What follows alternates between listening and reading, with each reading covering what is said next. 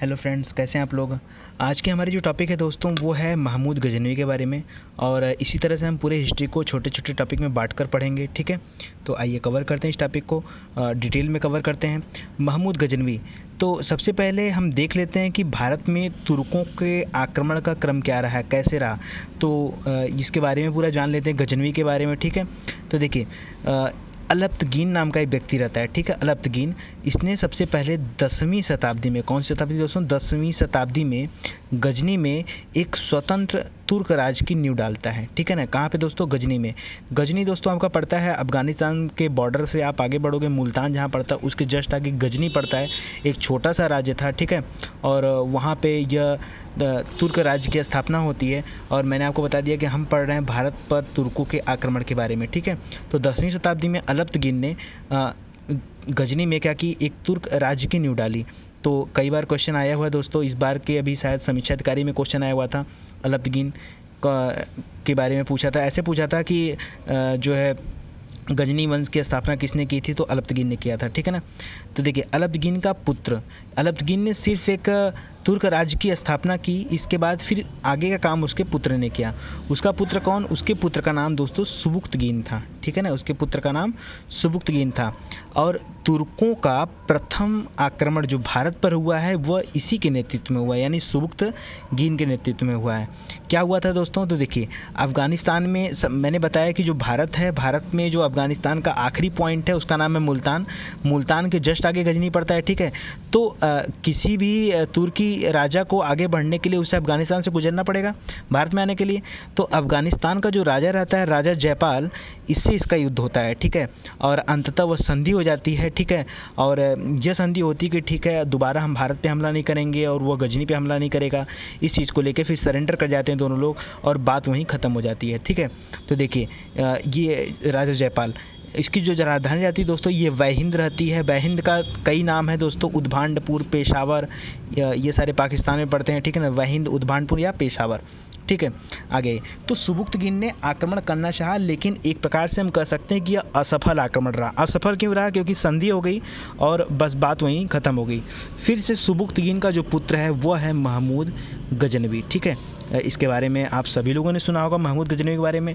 तो हमने पिछले 2 हिस्ट्री में पढ़ा, अलप्तगीन का पुत्र सुबुक्तगीन, सुबुक्तगीन का पुत्र महमूद गजनवी। महमूद गजनवी ने भारत में कुल 17 बार आक्रमण किए हैं। कितने बार दोस्तों, 17 बार आक्रमण किए हैं। और आपको बता दो दोस्तों, ये इतना ग्रेट पर्सनालिटी था कि इसने अपने जीवन में कभी भी हार नहीं मानी, इसको कोई हरा नहीं पाया, ठीक है। तो देखिए, देखते हैं कि 17 आक्रमण क्यों करता है भारत पर। तो थोड़ा सा इसके बारे में जान लेते हैं कि यह किस वंश का था। तो दोस्तों, यह यामिनी वंश का है, ठीक है। यामिनी वंश का है। आपको यहाँ ध्यान देना है, मैंने सारे टॉपिक जो मैंने लिखे हैं ब्रैकेट में, इसको आप ध्यान से पढ़िए, क्योंकि एग्जाम पॉइंट ऑफ व्यू से मोस्ट इंपॉर्टेंट है या आए हुए क्वेश्चन है, ठीक है ना। तो महमूद गजनवी कौन से वंश का है दोस्तों, तो ये यामिनी वंश का है। इसका उद्देश्य क्या था इस लड़ाई को, ये जो 17 बार लड़ाई कर रहा है, इसका उद्देश्य आखिर क्या है। तो दोस्तों, इसका उद्देश्य है लूट पाट करना और धन की प्राप्ति करना, यानी जी भर के भारत को लूटना, ठीक है। तो चलिए, ठीक है, अब देखते हैं आगे क्या होता है। तो इसने क्या किया, सबसे पहले सुल्तान की उपाधि भी इसी ने धारण किया, ठीक है। तो आता है कई बार एग्जाम में क्वेश्चन आता है कि कौन सा व्यक्ति था जिसने सबसे पहले सुल्तान की उपाधि धारण की थी, तो महमूद गजनवी। और यह कौन था, एक तुर्क शासक था, ठीक है। तो इसके बारे में इतना ही काफ़ी है। आइए अब इसकी लड़ाई के बारे में देखते हैं कि कैसे इसने लड़ाई किया और क्या क्या हुआ। तो सबसे पहले लड़ाई ये देखिए, जी फॉर गजनवी, ठीक है ना। इसकी लड़ाई होती है जयपाल के साथ। देखिए, ये वही जयपाल है जिससे उसके पिताजी की लड़ाई हुई थी, यानी सुबुक्तगीन की लड़ाई हुई थी जयपाल के साथ अफगानिस्तान में, ठीक है। ये वही जयपाल है, वो अपने पिताजी उसके हरा नहीं पाए, उसका बदला लेने के लिए उससे आया हुआ था। ऐसा कई जगह पे है, ठीक है। तो क्योंकि इसे भी अपना साम्राज्य विस्तार करना था तो आना ही था, ठीक है। तो 1000 ईस्वी में ये सबसे पहले अफ़गान पर आक्रमण करता है, ठीक है। और अफ़गान प्लस पंजाबी पूरा का पूरा जो हिस्सा रहता है ये राजा जयपाल के अंडर में रहता है, उसके कब्जे में रहता है, ठीक है। तो सबसे पहले जयपाल के साथ इसका युद्ध होता है। उस युद्ध में जयपाल हार जाता है दोस्तों, ठीक है। जयपाल हार जाता है और इस बात को जयपाल को गहरा धक्का लगता है कि जिसके पिताजी ने हमें नहीं हरा पाया, जिसके बाप ने हमें नहीं हरा पाया, उसका बेटा आके हमसे लड़ाई करके हमें हरा गया, ठीक है। और इस गम में वह क्या कर लेता है दोस्तों, तो खुद आत्महत्या कर लेता है, ठीक है ना। इस पे महमूद के इतिहासकारों ने जयपाल को एक टिप्पणी की है उस टिप्पणी में कहा है कि जयपाल ईश्वर का शत्रु है। ठीक है, तो ये भी आया हुआ क्वेश्चन है दोस्तों, ब्रैकेट में मैंने डाला है। ठीक है ना, तो ईश्वर का शत्रु किसे कहा गया है? जयपाल को कहा गया।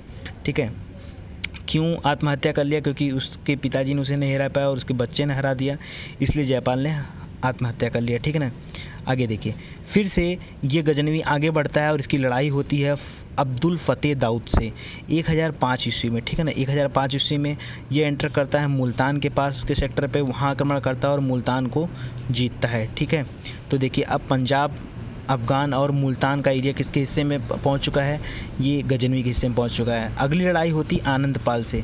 पाल जयपाल आनंदपाल, तो याद देखिए नहीं दोस्तों कि ये जयपाल का लड़का होता है आनंदपाल। ठीक है ना, आनंदपाल जो है जयपाल का पुत्र था।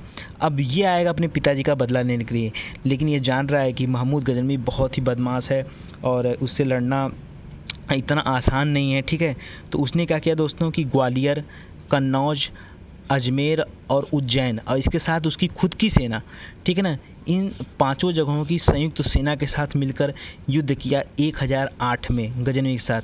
लेकिन फिर भी ये पांच की पांचों संयुक्त सेना क्या हो गई? हार गई। ठीक वही बक्सर वाला हाल हुआ। ठीक है, ये पांच की पांचों सेना हार गई और फिर से गजनवी क्या हो गया?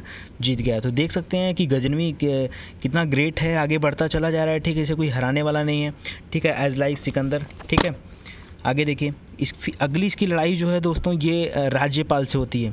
तो राज्यपाल, क्योंकि देखिए सारे पाल ऐसा नहीं कि लड़के होंगे एक दूसरे के ऐसा कुछ नहीं है।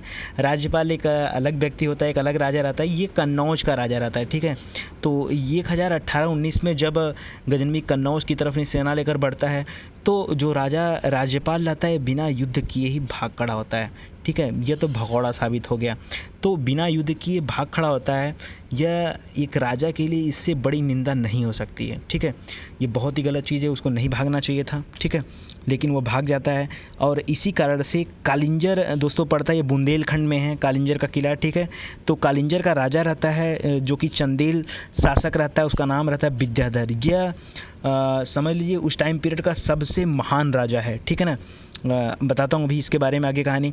तो देखिए विद्याधर ने क्या करता है कि एक मित्र संघ बनाता है राजाओं का। ठीक है, कई अगल बगल के जो प्रदेश होते हैं उनके राजाओं से एक मित्र संघ बनाता है और कहता है कि राज्यपाल ने यह बड़ी शर्मिंदगी का काम किया है और इसका सज़ा उसे मिलना चाहिए। और इस तरह से विद्याधर ने राज्यपाल को खुजवाकर उसकी हत्या करवा दी। ठीक है, क्यों? क्योंकि वह लड़ाई करने से पहले ही भाग खड़ा हुआ था। लड़ाई करते हारना जीतना ये तो बात की बातें थी, पहले लड़ाई होनी चाहिए थी। ठीक है, तो किसने मरवा दिया दोस्तों राज्यपाल को? विद्याधर ने मरवा दिया। ये चीज़ महमूद गजनवी को बड़ी नागवार गुजरी कि राज्यपाल हमसे डर के भागा तो विद्याधर ने उसको क्यों मरवा दिया। अगली लड़ाई 1021-22 में क्या हो गया? विद्याधर की तरफ गजनवी आ गया। अब क्या होता है दोस्तों, देखिए मैंने बताया कि विद्याधर भी उस समय का बहुत ही ग्रेट राजा था। ठीक है, बहुत महान राजा था और इसको हराना इतना आसान नहीं था। विद्याधर से इसकी लड़ाई कई दिनों तक चलती रही गजनवी की। अंतिम में गजनवी ने एक संधि स्वीकार की कि ठीक है तुम मेरे रास्ते में मत आओ, मैं भी तुम्हारे रास्ते में नहीं आऊँगा, मैं कालिंजा छोड़ के चला जाऊँगा। ठीक है, और इस पर विद्याधर भी राजी हो जाते हैं। ठीक है, इसके बदले में 15 किला गजनवी जो है वो विद्याधर को इनाम में भी देता है। कितना किला दोस्तों? 15 किला इनाम में देता है। ठीक है, तो देख सकते हैं कि कितना इम्पोर्टेंट है। तो गजनवी देखिए अभी तक गजनवी को कोई हराने वाला तो नहीं था, लेकिन उसको युद्ध में मात जरूर दिया विद्याधर ने, हम ये कह सकते हैं। ठीक है, तो विद्याधर ही थे। आगे देखते हैं, आखिरी लड़ाई जो गजनवी ने किया था वो सोमनाथ पर किया था।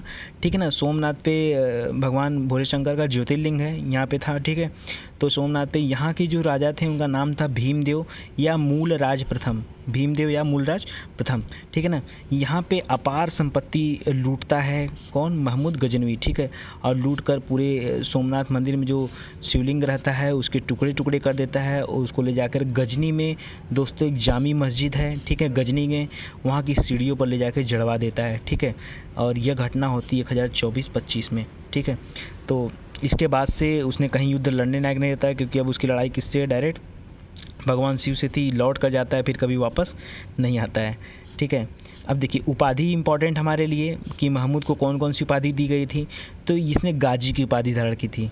ठीक है, गाजी की उपाधि एक और शासक ने धारण की है, आपको बताना है मेरे कमेंट सेक्शन में। ठीक है, कौन थे बता देता हूँ आपको। बाबर ने गाजी की उपाधि धारण की थी। ठीक है। तो ये देखिए गाजी का मतलब क्या होता है दोस्तों, विधर्मियों का कत्ल करने वाला, ठीक है। जो भी विधर्मी, जो अपने धर्म के नहीं हैं, जो विधर्मी है उनका कत्ल करने वाला गाजी। बूता किशन, बूता किशन भी इसकी उपाधि थी। बूता किशन मीन्स होता है दोस्तों मूर्ति भंजक। और सुल्तान, तो हमने बताया कि सुल्तान की उपाधि धारण करना पहला तुर्क राजा था ये, ठीक है। आइए इसके कुछ दरबारी विद्वान के बारे में जान लेते हैं कि महमूद गजनवी के दरबारी विद्वान कौन कौन थे। तो दरबारी विद्वान में सबसे पहले नाम आता है दोस्तों उतबी का। देखिए उतबी, अलबरूनी जो फेमस है सब यहीं पे हैं। फिरदौसी और बैहाकी, ये चारों इंपॉर्टेंट है एग्जाम के पॉइंट ऑफ व्यू से, ठीक है ना। तो आप इसको ध्यान दीजिएगा। उतबी को गजनवी ने अपना शाही इतिहासकार बनाया था। क्या बनाया था दोस्तों? शाही इतिहासकार। और इसने किताब लिखी दोस्तों, किताबुल यामिनी और तारीख़ यामिनी। तो आपको मैंने यहाँ ब्रैकेट में कर दिया हूँ थोड़ा सा, यामिनी वर्ड ध्यान दीजिए। यामिनी लिखा था किसने? उतबी ने। यामिनी किसने लिखा था? उतबी ने। ठीक इसी तरह से किताबुल हिंद और तारीख़ हिंद, यहाँ पे देखिए देखो किताबुल हिंद और तारीख़ हिंद, तो यहाँ पे खाली हिंद है और इसको लिखा था अलबरूनी ने, ठीक है ना। तो अलबरूनी ने क्या लिखा था? किताबुल हिंद और तारीख़ हिंद। और यामिनी वाला कौन सा लिखा था? उतबी ने लिखा था। इसके अलावा अलबरूनी ने देखिए गणित को लेकर, दर्शन को लेकर के, ज्योतिष, संस्कृति के उच्च कोट का विद्वान था ये, ठीक है ना। और ये गजनवी के साथ ही भारत आया हुआ था और यह पहला इंसान था जिसने पुराणों का प्रथम बार अध्ययन किया, ठीक है। हालांकि और भी आगे चल के बहुत सारे लोग पुराणों का अध्ययन करेंगे, लेकिन सबसे पहले अलबरूनी ने ही पुराणों का अध्ययन किया था भारत में आकर, ठीक है ना। क्योंकि यह तुर्की था। और देखिए इस तारीख़ हिंद का हिंदी अनुवाद होता है बाद में रजनीकांत शर्मा ने किया है, ठीक है। तो बहुत इंपॉर्टेंट नहीं है लेकिन आप ध्यान दो। फिरदौसी जो है दोस्तों ये एक दरबारी विद्वान रहता है, ये भी गजनवी का। और यह शाहनामा की रचना करता है। कई बार एग्जाम में आया हुआ है शाहनामा की रचना किसने की है, तो शाहनामा की रचना क्या बताएंगे आप? फिरदौसी। इसको अफ़गानिस्तान का महाभारत कहा जाता है। शाहनामा को क्या कहा जाता है दोस्तों? अफ़गानिस्तान का महाभारत। और फिरदौसी को इसके लिए उपाधि भी मिली थी, पूर्व का होमर या पूर्व का हैमर नाम से उपाधि मिली थी। किसके लिए? शाहनामा की रचना के लिए। बैहाकी दोस्तों जो है वो तारीख़ सुबुक्तगीन लिखा हुआ है। तो सुबुक्तगीन कौन था दोस्तों? वो गजनवी के पिताजी थे, ठीक है ना। तो गजनवी का बाप था। और तारीख़ सुबुक्तगीन, ठीक है ना। और इसके लिए बैहाकी को भी उपाधि मिली हुई है पूर्वी पेप्स की, ठीक है ना। पूर्वी पेप्स की उपाधि मिली हुई है, ठीक है ना। तो ध्यान दीजिएगा। देखिए एक दो चीज़ मैं आपको और बता दूं, कहीं कन्फ्यूजन ना हो आपको इसके लिए। देखिए फ़रिश्ता कहीं कहीं आता है, तो फ़रिश्ता फिरदौसी में आप कंफ्यूज मत होइएगा। फिरदौसी गजनवी का दरबारी का भी था लेकिन फ़रिश्ता ये नहीं था, ठीक है ना। फ़रिश्ता ने लिखा है तारीख़ फ़रिश्ता गुलशन इब्राहिम, ठीक है ना। इब्राहिम तो आपको नाम से लग रहा होगा कि इब्राहिम कोई राजा रहा होगा, उसके यहाँ रहा, ठीक है, ऐसा सोचना सही है आपका। बीजापुर दोस्तों जो कर्नाटक में पड़ता है, तो बीजापुर का शासक रहता है इब्राहिम आदिल शाह, ये उसका जो है कवि था, ठीक है ना। यह गजनवी के दरबार का कवि या सदस्य नहीं था। तो इसको आप देखिएगा, कभी कभी फ़रिश्ता लोग पुराना समझकर फिरदौसी से तुलना कर बैठते हैं, तो ये आप मत करिएगा, ठीक है। तो अगर आपको अच्छा लगा दोस्तों तो प्लीज़ वीडियो को आप शेयर करिए। बहुत बहुत धन्यवाद आपका, ठीक है दोस्तों। फिर आगे क्या होता है दोस्तों कि महमूद गजनवी की ने सिक्के जारी किए थे, इसके बारे में थोड़ा सा देख लेते हैं। तो महमूद गजनवी ने सबसे पहले संस्कृत के मुद्रा लेख जारी किए। तो दोस्तों देखिए बड़ा नफरत करता था महमूद गजनवी। सोमनाथ मंदिर को लूट लिया, राजाओं को मार पीट दिया, भारत को लूट लिया, लेकिन जो उसका मुद्रा लेख था वो किस में था दोस्तों? तो संस्कृत में था। इसको ध्यान दीजिएगा आप। और संस्कृत मुद्रा लेख के साथ चांदी के सिक्के भी जारी किए। एक तरफ अरबी भाषा में लेख छपा था, दूसरी तरफ संस्कृत भाषा में, ठीक है। तो ये बड़ा इंपॉर्टेंट है, एग्जाम में आया हुआ है क्वेश्चन है। इसका वजन जो था वो दोस्तों 3 ग्राम था, ठीक है। और लास्ट में सन 1030 में गजनी की मृत्यु हो जाती है, ठीक है, अचानक से, ठीक है ना। शायद अतिसार रोग कुछ होता है, ठीक है, उसके वजह से होती है। बहुत बहुत धन्यवाद आपका।